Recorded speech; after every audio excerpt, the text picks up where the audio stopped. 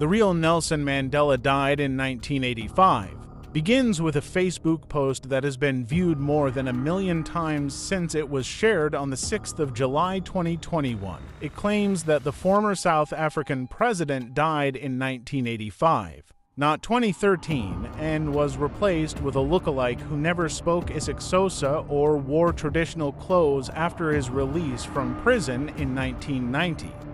Several other accounts have shared an identical message, but the most popular, shared more than 47,000 times, was posted by an account claiming to belong to Bontepetsi, a South African actor.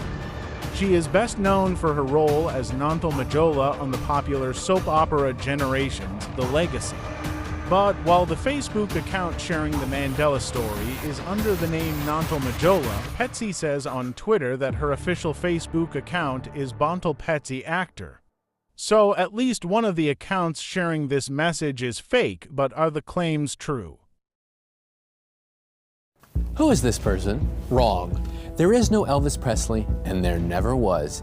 This rock and roll icon's name is actually Elvis Presley. Now, of course that's not true. His name is Elvis Presley, but the earth-shattering feeling you just experienced is what some might call the Mandela effect. Good old-fashioned conspiracy theory. All right, tell us all about it, man. Basically, the Mandela effect refers to a situation in which a large mass of people believe an event occurred when it did not. The term originated in 2009 by Fiona Broome after she discovered that she, along with a number of others, believed that Nelson Mandela had died in the 1980s when he actually died in 2013. Where does the Mandela effect come from, and why do these strange perceptions of history keep happening? We have the answers to all your questions, plus famous examples of the Mandela effect. Thanks for watching the channel. The term Mandela effect was first coined in 2009 by Fiona Broome when she created a website to detail her observance of the phenomenon. Broome was at a conference talking with other people about how she remembered the tragedy of former South African President Nelson Mandela's death in a South African prison in the 1980s.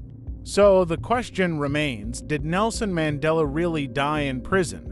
The answer to this question is critical in terms of discovering if the Mandela effect is real, or is it just a cover-up for a bigger conspiracy to hide whether the real Nelson Mandela died in 1968 in prison.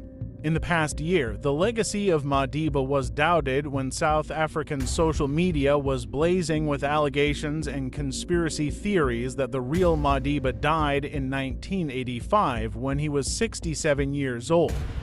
These allegations continued, claiming that South Africans performed 67 minutes of charity to pay respect to the real Madiba, and that the apartheid government installed an impersonator named Gibson Makanda to play Madiba. For more information about the fake Madiba theory, watch our other video where we break down the theory. However, Nelson Mandela did not die in the 1980s in a prison. He passed away in 2013. As Broome began to talk to other people about her memories, she learned that she was not alone. Others remembered seeing news coverage of his death as well as a speech by his widow. Broome was shocked that such a large mass of people could remember the same identical event in such detail when it never happened. Encouraged by her book publisher, she began her website to discuss what she called the Mandela effect and other incidents like it. Researcher Fiona Broome discovered that she and others had incorrect memories of a historical event, so she coined the term Mandela effect to describe the collective misremembering of a historical event. The story of Nelson Mandela is not the only example of this type of false group memory. As the concept of the Mandela effect grew along with Broome's website, other group false memories began to emerge. For example, where is New Zealand in relation to Australia? If you look at a map, you will see that it is southeast of the country. However, there is a community of people who claim to remember New Zealand being northeast instead of southeast. As a one-plan pet parent, you can afford to replace those toys that don't last a day. Plus, save